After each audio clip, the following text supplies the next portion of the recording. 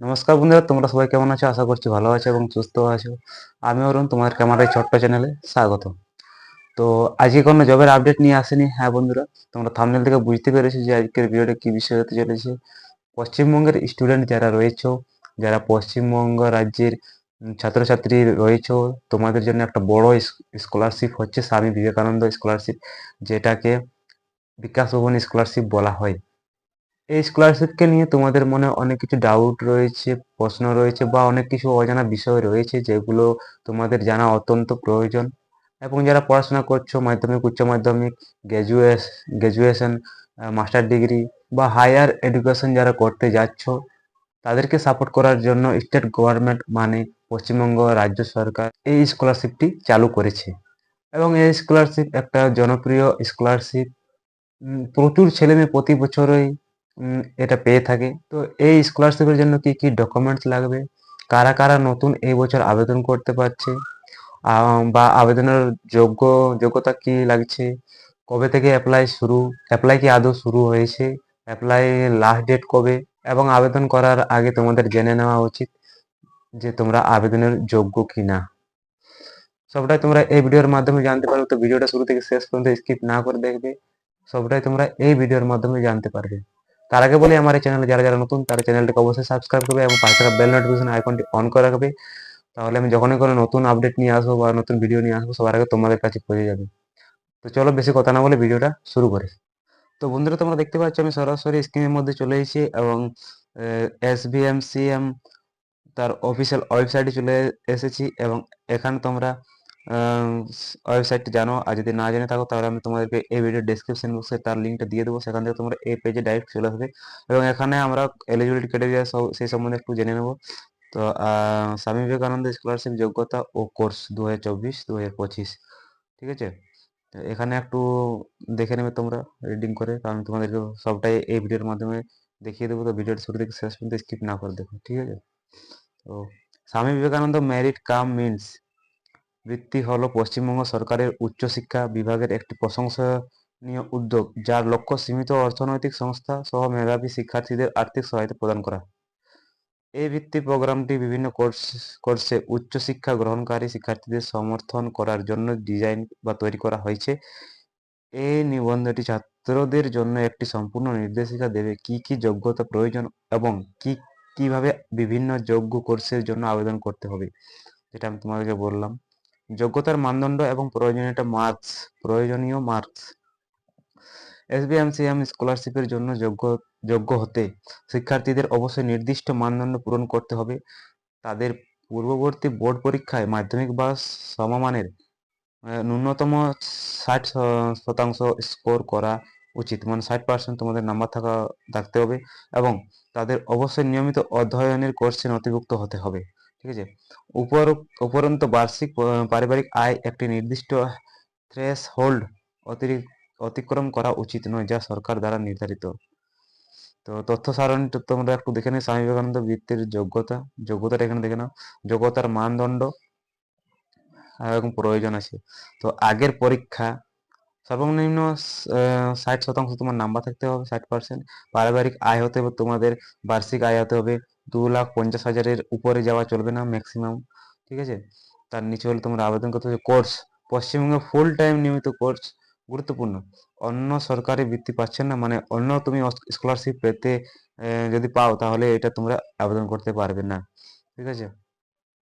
এই টেবিলটি SBM স্কলারশিপের জন্য যোগ্যতার মানদণ্ডের একটি স্পষ্ট ওভারভিউ প্রদান করে। SBMCM স্কলারশিপ দ্বারা সমর্থিত কোর্স, যে কোর্সে তোমরা থাকতে গেলে, মানে যে কোর্সটা আহ, করতে করতে তোমরা এই স্কলারশিপটা আবেদন করতে পারবে, ঠিক আছে। তো স্কলারশিপ কোর্সের একটি বিস্তৃত পরিসর কভার করে, নিশ্চিত করে যে বিভিন্ন শিক্ষাগত ব্যাকগ্রাউন্ডের শিক্ষার্থীরা এই প্রোগ্রাম থেকে উপকৃত হতে পারে। সমর্থিত কোর্সের মধ্যে রয়েছে কলা, বিজ্ঞান, বাণিজ্য, প্রকৌশল, চিকিৎসা এবং অন্যান্য পেশাগত কোর্স। আচ্ছাদিত শৃঙ্খলার এই বিস্তৃত বর্ণালী শিক্ষার্থীদের ও তাদের অধ্যয়নের নির্বাচিত ক্ষেত্র অনুসরণ করতে সক্ষম করার জন্য বৃত্তির প্রতিশ্রুতি ফলিত করে, ঠিক আছে। অধ্যয়নের স্তর কোর্স পোস্ট ম্যাট্রিক লেভেল, এখানে তোমরা দেখতে পাচ্ছ post matric level class 11, class 12 ITI, সাধারণ UG course, BA, BSc, BCom যারা আছে তারা অ্যাপ্লাই করতে পারছো, বা 10th 12th যারা আছে তারা অ্যাপ্লাই করতে পারছো। পেশাগত কোর্স যেগুলো আছে বিসিএ, বিবিএ, আইন, হোটেল ম্যানেজমেন্ট, হসপিটালিস্ট ম্যানেজমেন্ট ইত্যাদি পেশাগত কোর্স যেগুলো আছে তারা অ্যাপ্লাই করতে পারছে। সাধারণ PG course MA, MSc, MCom তারা অ্যাপ্লাই করতে পারছে। ইঞ্জিনিয়ারিং এবং pharmacy, BTech, B Arts, BE, B Pharma তারা অ্যাপ্লাই করতে পারছে এখানে। এবং মেডিকেল স্টুডেন্ট যারা আছে MBBS, BHMS, BAMS, BDS, BSc nursing, medical technology, paramedical degree course যারা আছে তারা অ্যাপ্লাই করতে পারছে। এবং ডিপ্লোমা কোর্সে যারা আছে ডিপ্লোমা ইঞ্জিনিয়ারিং, প্যারামেডিক্যাল তারা অ্যাপ্লাই করতে পারছে। এবং গবেষণা স্তরে যারা আছে তোমরা এখানে চারটা দেখতে পাচ্ছ, গবেষণা স্তরে যারা আছে পিএইচডি, এমফিল এবং অনুরূপ অতিরিক্ত কোর্স বিএড, ডিএলএড এবং অন্যান্য প্রশিক্ষণ তোমরা এই ক্যাটাগরির মধ্যে থাকলে তোমরা অ্যাপ্লাই করতে পারছো। এবং বিভিন্ন কোর্সের জন্য এসভিএমসি যোগ্যতা কে আবেদন করতে পারবে, এখানে তোমরা যোগ্যতা দেখে নেবে কে কে আবেদন করতে পারছো। পশ্চিমবঙ্গের উচ্চশিক্ষা বিভাগ কর্তৃক পশ্চিমবঙ্গের উচ্চশিক্ষা বিভাগ কর্তৃক প্রদত্ত Swami Vivekananda merit cum means স্কলারশিপের লক্ষ্য হলো যোগ্য শিক্ষার্থীদের তাদের একাডেমিক পারফরমেন্স এবং পারিবারিক আয়ের ভিত্তিতে আর্থিক সহায়তা প্রদান করা। শিক্ষার বিভিন্ন স্তরের জন্য যোগ্যতার মানদণ্ড নিম্নরূপ। এইচএস স্তর, যারা এইচএস স্তরে আছে, মাধ্যমিক এইচএস স্তর, তাদের যে যোগ্যতাটা বলেছে সেটা দেখে নাও কি কি এলিজিবিলিটি ক্রাইটেরিয়া থাকতে হবে সেটা এখানে দেওয়া আছে। পারিবারিক আয় টাকার বেশি নেই, মানে পারিবারিক আয়টা তোমাদের 2-2.5 লাখ টাকার বেশি হতে গেলে তোমরা এখানে অ্যাপ্লাই করতে পারবে না। 2.5 লাখ টাকা হতে হবে তা বা তাতে কম হতে হবে, মানে বার্ষিক আয়টা। এবং মাধ্যমিক পরীক্ষায় ন্যূনতম যোগ্যতা নম্বর তোমাদের 60% থাকতে হবে। আর মাধ্যমিক পরীক্ষায় প্রাপ্ত মোট নম্বর অতিরিক্ত বিষয়ে পাস নম্বর বাদে যদি থাকে বিবেচনা একমাত্র মানদণ্ড, ঠিক আছে। তো তারপর আছে শুধুমাত্র পশ্চিমবঙ্গ মাধ্যমিক শিক্ষা বোর্ডের প্রার্থীরা যোগ্য, মানে পশ্চিমবঙ্গের যা প্রার্থীগুলো আছে, স্টুডেন্টরা আছে পশ্চিমবঙ্গের রাজ্যের মধ্যে তারা আবেদন করতে পারবে, যেটা আমি তোমাদের প্রথমে ভিডিও শুরুতে বললাম। এবং ডিপ্লোমা কোর্স পলিটেকনিক স্তর যারা আছে তাদের কি কি লাগবে সেটা দেখে নাও এখানে।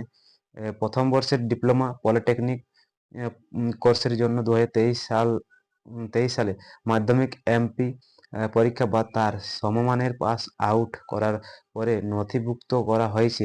দ্বিতীয় বর্ষের ডিপ্লোমা পলিটেকনিক কোর্সে পার্শ্বীয় প্রবেশের জন্য প্রার্থীদের অবশ্যই এইচএস বা সমমানের পরীক্ষা বা আইটিআই 2 বছর পাস করতে হবে। যোগ্যতা পরীক্ষায় মোট ন্যূনতম 60% নম্বর ঐচ্ছিক বিষয়গুলিতে সুরক্ষিত নম্বর ব্যতীত যদি থাকে, মানে 60% থাকতে হবে তোমাকে, যেটা বললাম আমি। তারপরে পয়েন্ট আছে কোর্সগুলি অবশ্যই এআইসিটিই, পিসিআই, সিওএ দ্বারা অনুমোদিত এবং ডাব্লিউবিএসসিটি বা ভিই বা এসডি এর সাথে অনুমোদিত হতে হবে। ইউজি কলেজ স্তর, যারা ইউজি কলেজ স্তর আছে তাদের কি কি ডকুমেন্টস লাগছে সেটা দেখে নাও। এইচএস শিক্ষা বা মাদ্রাসা শিক্ষা পরিষদের ডাব্লিউবি কাউন্সিল দ্বারা পরিচালিত এইচএস পরীক্ষার মোট ন্যূনতম যোগ্যতা মার্কস 60% থাকতে হবে। ইউজি কলা, ইউজি বাণিজ্য এবং ইউজি বিজ্ঞান কোর্সের জন্য পৃথক মেধা তালিকা। পিজি বিশ্ববিদ্যালয় স্তর, যারা পিজি বিশ্ববিদ্যালয়ে আছে তাদের কি আছে, স্নাতক স্তরের অনার্স বিষয়ে কমপক্ষে 53%, বুঝতে পারলো? স্নাতক স্তরে অনার্স বিষয়ে কমপক্ষে 53% নম্বর অর্জনকারী স্নাতক, 53% থাকতে হচ্ছে তোমাদের। অনার্স বিষয়ে প্রাপ্ত নম্বরই বৃত্তি প্রদানের একমাত্র একাডেমিক মানদণ্ড হবে। কন্যাশ্রী প্রাপকরা K2 মোট 45% নম্বর সহ ইউজি ডিগ্রি পাওয়ার পরে রাজ্য বিশ্ববিদ্যালয়গুলি থেকে বিজ্ঞান, কলা এবং বাণিজ্য স্ট্রিমগুলিতে পিজি কোর্সগুলি অনুসরণ করে যোগ্য, ঠিক আছে। কে থ্রি বৃত্তির জন্য আবেদনকারী কন্যাশ্রী শিক্ষার্থীদের জন্য আয়ের শংসাপত্রের প্রয়োজন নেই। এবং গবেষণা স্তরে যারা আছো, গবেষণা স্তরে তাদের কি বলেছে, ফুল টাইম এমফিল অথবা পিএইচডি গবেষণা পণ্ডিত নন নেট প্রার্থী এবং নেট এলএস প্রার্থীরা যোগ্য। যারা যারা এখানে যোগ্য আছে গবেষণাগার স্তর থেকে তাদের যোগ্যতা বলে দিয়েছে। এবং এখানে নিবন্ধন 1/4/2017 বা তারপরে গবেষণামূলক জমা দেওয়ার দিন পর্যন্ত সময়সীমা সাপেক্ষে এনইটি বা এলএস পণ্ডিতদের অবশ্যই শিক্ষক হিসাবে নিয়োগের পরে বিশ্ববিদ্যালয় কর্তৃপক্ষকে জানাতে হবে। তো এই ছিল কিভাবে তোমরা কারা কারা অ্যাপ্লাই করতে পারছো, ঠিক আছে, এবং সকল স্তরের কি কি ডকুমেন্টস লাগছে সেগুলো বলে দিলাম। আর এরপর আমি তোমাদেরকে আরেকটা পিডিএফ দেখাচ্ছি, যেখান থেকে তোমরা উম, যারা নতুন আবেদন করতে চাইছো তাদের কি ডকুমেন্টস লাগবে, যারা রেনুয়াল করতে চাইছো তাদের কি ডকুমেন্টস লাগবে, বা যারা নবায়ন করতে চাইছো তাদের কি ডকুমেন্টস লাগবে, ঠিক আছে।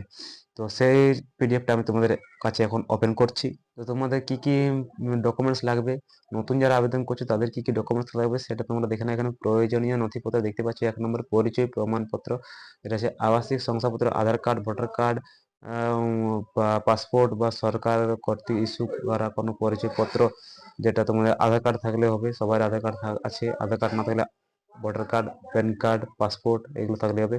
উদ্দেশ্য আবেদনকারী পরিচয় যাচাই করা, মানে তোমাদের পরিচয়পত্র একটা দিতে হবে। এবং শিক্ষাগত শংসাপত্র, যেটা তোমাকে প্রথম বললাম আমি, 10th 12th বোর্ড পরীক্ষা থেকে অফিসিয়াল মার্কশিট, ডিগ্রি সার্টিফিকেট, ভর্তির চিঠি, মানে যারা অ্যাডমিশন হয়েছে সেই একটা রিসিপ্ট দেখাতে হবে তোমাদেরকে, ঠিক আছে। তোমরা যে কোর্সটাতে অ্যাডমিশন হয়েছো সেটার ফি জমা বা ভর্তি হয়েছে সেটার একটা রিসিপ্ট তোমাদেরকে দেয়, সেই রিসিপ্টটা তোমাদেরকে দিতে হবে। এবং আয়ের শংসাপত্র, যে তোমরা ইনকাম সার্টিফিকেট যেটা বললাম, বিডিও অফিস থেকে বা এসডি অফিস থেকে তোমাদের একটা ইনকাম সার্টিফিকেট নিয়ে আসতে হবে, ইস্যু করা কর্তৃপক্ষ, একটি সরকারি কর্তৃপক্ষ দ্বারা জারি করা আবশ্যক, যেমন একটি রাজস্ব কর্মকর্তা বা স্থানীয় সরকার অফিস বিডিও। তো তোমার একটা বিডিও বা এসডিও অফিসের কাছ থেকে একটা ইনকাম সার্টিফিকেট নিয়ে আসতে হবে। এবং ইনকাম সার্টিফিকেটে তোমাদের 2.5 লাখ টাকার বেশি হওয়া চলবে না, ঠিক আছে। এবং জাত শংসাপত্র যদি প্রযোজ্য হয়, মানে তোমাদের কাস্ট সার্টিফিকেট যেটা আছে সেটা, এসটি এসসি ওবিসি যোগ্যতা তোমাদের দেওয়া আছে দেখতে পাচ্ছ। তো সে তোমাদের এসটি সার্টিফিকেটটা লাগছে, ওবিসি সার্টিফিকেটটা লাগছে, যার যেটা থাকবে সেটা দিয়ে দেবে। এবং ব্যাংক অ্যাকাউন্টের বিবরণ, তোমাদের ব্যাংক অ্যাকাউন্টে থাকছে, পাসবুকের কপি থাকছে, ঠিক আছে। এবং পাসপোর্ট ছবি এবং স্বাক্ষর সাধারণত 2 থেকে 3 সাম্প্রতিক।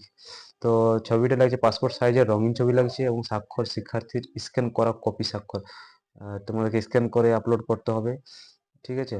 এবং ইমেল এবং ফোন নাম্বার তোমাদের লাগছে, ইমেল লাগছে আর ফোন নাম্বারটা তোমাদের লাগছে, কারণ তোমরা যখন তোমাদের স্ট্যাটাস চেক করবে তখন তোমাদের ফোন নাম্বার দিয়ে স্ট্যাটাস চেক করতে হবে। তো ইমেল আর ফোন নাম্বারটা তোমাদের এখানে ভালো করে দিয়ে দিবে। অতিরিক্ত নথি যদি প্রযোজ্য হয়, তো এখানে তোমাদের যদি থাকে তাহলে ট্রান্সফার সার্টিফিকেটটা দিয়ে দেবে, এবং মাইগ্রেশন সার্টিফিকেট যদি থাকে দিয়ে দেবে, অক্ষমতার প্রমাণ যদি থাকে দিয়ে দেবে। তো এগুলো তোমাদের লাগছে যারা নতুন অ্যাপ্লাই করছো, ঠিক আছে।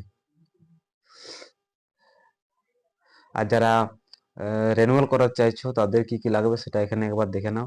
যারা রেনুয়াল করাবে তাদের কি কি লাগছে: একাডেমিক প্রয়োজনীয়তা চিহ্ন, স্নাতক স্তর সেমিস্টার জুড়ে ন্যূনতম 60% মিলিত নম্বর, স্নাতক স্তর সেমিস্টারের জুড়ে ন্যূনতম 50% মিলিত নম্বর।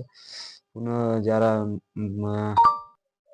যারা রেনুয়াল করার চাইছে তাদের প্রথম পুনর্বীকরণ সেমিস্টার 1 এবং সেমিস্টার 2 মার্কশিট জমা দেওয়া, দ্বিতীয় পুনর্বীকরণ সেমিস্টার 3 এবং সেমিস্টার 4 মার্কশিট জমা দেওয়া, তৃতীয় পুনর্বীকরণ সেমিস্টার 5 এবং সেমিস্টার 6 মার্কশিট জমা দেওয়া। মানে তোমরা যদি 12th করেছো তাহলে তোমাদেরকে সেমিস্টার 1 এবং সেমিস্টার 2 এটা দিতে হবে।